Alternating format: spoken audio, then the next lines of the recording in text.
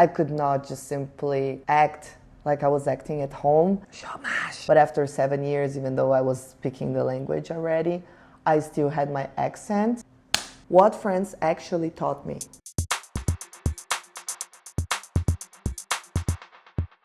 Realizing some rules about France, which are not really rules, but like, I'm just gonna call it like that because I learned it the hard way. One of the first realizations that I had in France is that I could absolutely not scream to people around, like to call them in a bar or in a restaurant, like Madame, Monsieur, which are normal things in Brazil. Like in Brazil, you basically go to a restaurant and you say brother, amigo, campeão. I mean, it's just how it is. Once I went with a friend of mine, she's from Portugal, to this very fancy restaurant in Cap Ferret in the south of France. And we were just, having white wine and living this amazing Instagram life. And we were having some oysters, and we were like a big table. We were around 10 people, and there were some French friends with us. So we just wanted to order more stuff. So my friend just this friend from Portugal just raised her arm and immediately said, Madame! And you could see people in the restaurant tense. It was so funny because people were eating, like couples and everything around, and you could almost hear the when they realized that she said Madame so loud. So the woman saw us from the restaurant, but she never came back. We had to stand up and leave. So at that point, you just realize that, okay, this is not like my culture at all. You can feel so much comfortable thinking that you're doing the right stuff because you grow up like this in your culture. But then you just go to someplace else and it's completely different, and you have to think about your actions before you actually do it. I also live stuff like this in other countries, but this in France for me was one of the first times that I realized that I could not just simply act like I was acting at home, and I should be really careful and observe the place before I even open my mouth, which may seem, obvious, but it's not that obvious when you're actually living the situation. It's weird. Another thing that I learned the hard way is that I should not wear too bright or colorful clothes.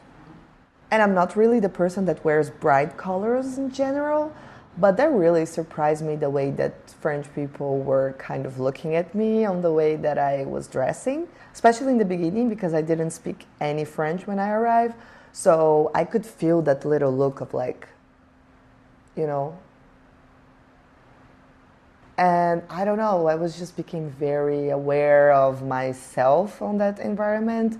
So crazy, right? And I think it's kind of subtle in a way, but I like to point that out because it can be shocking to you when you arrive and you have no idea of what's going on or what are the colors of the country. Later, I lived in Thailand and people wear such bright clothes, and anyway, it was very different too. But I remember that from France, especially in Bordeaux. That's where I was living for almost 7 years. And that appeared very crazy to me, how you are in an environment and in a city that is not that colorful. So you're kind of adapting to it. And I guess the weather also counts because here in Brazil it's sunny often. And there is it's more gray in general. So you definitely feel that vibe that is very different. One very important thing that I also learned the hard way is start a sentence with a French word. Even though you don't speak any French, just go through the basics of bonjour, bonsoir, whatever, because that's really important. I think it helps to break the ice a little bit. People feel that you're doing an effort to speak the language, and I think that's very polite also. I think in Brazil we are an exception because we love gringos, we love people from elsewhere. So even though we don't speak the language, we're going to do everything that we can to understand you and to make you part of our community or friends or whatever. But in France, that was very different. When I arrived, I didn't speak any French. And I felt so lost, but then I started some sentences with just bonjour, can I have a coffee? And I could see that it was changing a little bit the mood of people around. They could see that I was at least paying attention and making an effort. That's also very polite, I think. No matter where you go, you should at least learn some basic words. I arrived in France and I thought, yeah, I speak English, that's enough. Oh my God, it wasn't enough because people don't really speak English or they don't want to speak English, which I get it. Like, of course, you want to preserve your own language in a country and that's very important. But if you're just arriving there, in the beginning, I was like the tourists of the place. I guess, yeah, people were just immediately putting me on that spot. But after 7 years, even though I was speaking the language already, I still had my accent, which I'm happy about it. Like, I didn't want to change my accent. But in a way, people keep on reminding you that you're not from there. So it's a weird vibe of, okay, I'm not really French, and I don't really want to be, but I'm not feeling that Brazilian anymore since I've been here for so long. But yeah, it's a good tip. Just start something with bonjour or bonsoir, coucou, salut, whatever.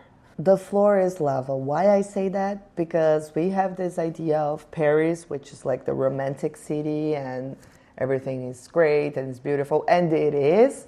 But also, I don't know what's going on there, but people just don't get the dog shit out of the street.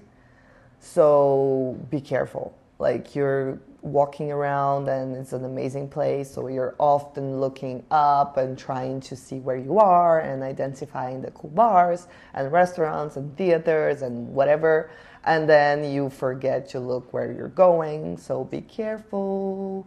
You're gonna have some surprises on the way. That can really happen. So yeah, I'm just leaving it here. Pay attention, look where you're going. Last thing is something that I learned after a while living there in France, which is about the chômage.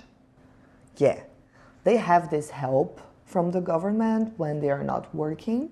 So it basically helps you transition from jobs. For example, I don't know, you work in a boulangerie, but then you want to be a teacher.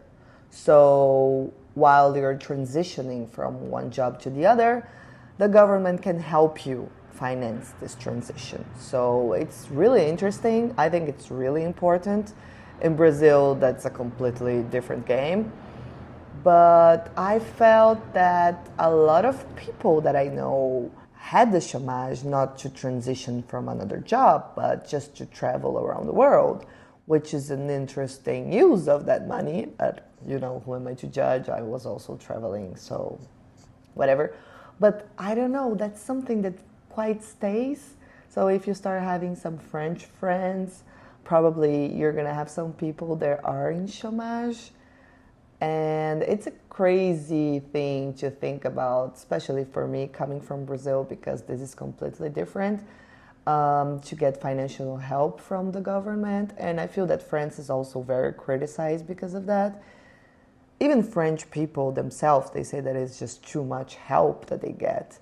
And then, of course, we have all the situation with foreigners coming and living there and refugees and all of that. So it's quite a complex subject, but I think it's worth to observe and try to talk about it, especially with French people, get their point of view, see how they feel it, and other foreigners too that have been there, because that's a hard contrast of words in general. Those are my little 5 takes about France. Of course, there are so much more, but I just wanted to share those 5 ones because I think they're, to me, they were very important. They really marked me. And the funny thing that stays for me of that is just that after almost 7 years living there, I stopped being the tourist, but I never stopped being the foreigner. And that is a crazy thing to have on your mind, because you just start wondering or questioning, is this just a transition, or is this going to be a permanent state of my life? And how can I really put both words together, where I come from and where I've been living for so long right now? So I think this questioning those doubts, those reflections, they never really go away. But I think it's so, so nice to talk about it.